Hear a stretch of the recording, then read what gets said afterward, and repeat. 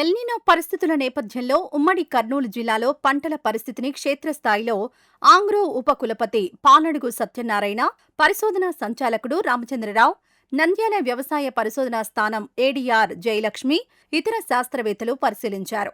జిల్లాలో అధిక విస్తీర్ణంలో సాగులో ఉన్న పత్తి పంట ప్రస్తుత వర్షాభావ పరిస్థితులకు దెబ్బతినే అవకాశం ఉన్న నేపథ్యంలో ప్రత్యామ్నాయ పంటలపైన ప్రణాళికలు రూపొందిస్తున్నట్లు వివరించారు. వారం రోజుల్లో వర్షం రాకపోతే పత్తిని తొలగించి రైతులు ఇతర పంటలకు వెళ్లడం మంచిదని సూచించారు.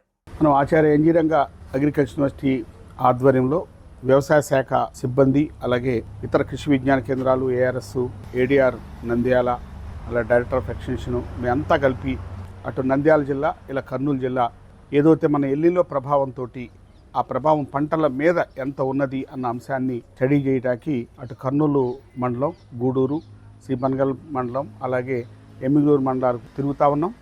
ఇక్కడ ప్రధానంగా చూసినట్టయితే ప్రత్తి ఎక్కువగా సాగులో ఉంది. ఈ ప్రత్తి నల్లరేగడి నేలల్లో అలాగే ఎర్ర నేలలో కూడా ఉంది. ఇందులో ముఖ్యంగా వర్షాధారంగా ఉన్న ప్రత్తి ఎక్కువగా ఉంది. అలాగే ఐడి క్రాప్గా ఆరుతడి మీద కూడా నీరు పెట్టి కూడా సాగు చేస్తున్న ప్రత్తి కూడా ఉంది. ముఖ్యంగా ప్రత్తి చూసినట్టయితే మే మాసంలో తొలకరిగా పడినటువంటి వర్షాలకి వేసినటువంటి ప్రత్తి కొద్దిమేర బాగుందని చెప్పొచ్చు. అదే జూన్ మాసంలో పడిన వర్షాలకి వేసినటువంటి ప్రత్తి అది నల్లరేగడి నేలలో అవనండి, ఎర్ర నేలలో అవనండి, చాలా వరకు పరిస్థితి బాగాలేదు. అది ఎత్తు పెరగలేదు. దాదాపు 1 అడుగు లోపు ఉండి స్టంటెడ్గా ఉండి ఈ ఫ్లవరింగ్ స్కేర్స్ కూడా రావడం జరుగుతుంది. అలాగే చాలా చోట్ల సగానికి సగం మొక్కలు కూడా చనిపోయినటువంటి పరిస్థితి కూడా ఉంది. ఏదైనప్పటికీ తీవ్ర వర్షాభావ పరిస్థితుల్లో ముఖ్యంగా ప్రతి పంట ఈ ప్రాంతంలో ఎక్కువగా దెబ్బతిందని చెప్పవచ్చు. ఇంకా ముఖ్యంగా ఏంటంటే ఇప్పుడు రానున్న ఈ 5-6 రోజుల్లో ఒక మాదిరి వర్షం కనుక పడినట్టయితే తొలకరగా వేసినటువంటి ప్రత్తి, అంటే మే మాసంలో వేసిన ప్రత్తి ఈ వర్షం దానికి చాలా ఉపయుక్తంగా ఉందని చెప్పొచ్చు. అలాగే ఇతర పంటలుగా చూసినట్టయితే ఉల్లి, ఇతర ఇవన్నీ కూడా నీరు పారుదల చోట చేస్తున్నారు కాబట్టి వాటి మీద ఈ ప్రభావం ఎక్కువగా లేదు.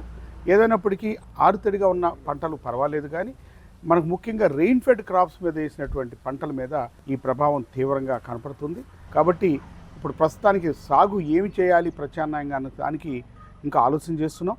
ముఖ్యంగా ఈ ప్రతి కనుక వర్షం పడకపోతే తీసివేయాల్సిన పరిస్థితి వచ్చినప్పుడు ఇతర పంటలు ఏమి వేయాలి, దానికి అటు జొన్నలు అవనండి, లేదా ఉలవలు అవనండి, లేదా మనకి కొర్రలు, సజ్జలు లాంటి పంటలు కూడా మనం చెప్పుకోవచ్చు. ఈ ఎమ్మిగనూరు ప్రాంతంలో తర్వాత నల్లరేగడి నేలల్లో సాగు చేసిన ప్రతి పంటను పరిశీలించడం జరిగింది.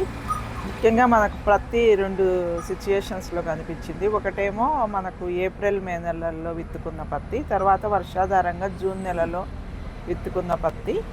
రైతులు ఏప్రిల్, మే నెలల్లో పత్తిని ఆరుతడి పంటగా సాగు చేశారంటే ఎక్కడైతే వాళ్ళకు 1-2 తడులు ఇచ్చుకోవడానికి అవకాశం ఉందో అక్కడ సాగు చేసుకున్నారు. ఆ పంట యొక్క పరిస్థితి పర్వాలేదు, ఓ రకంగా ఉంది.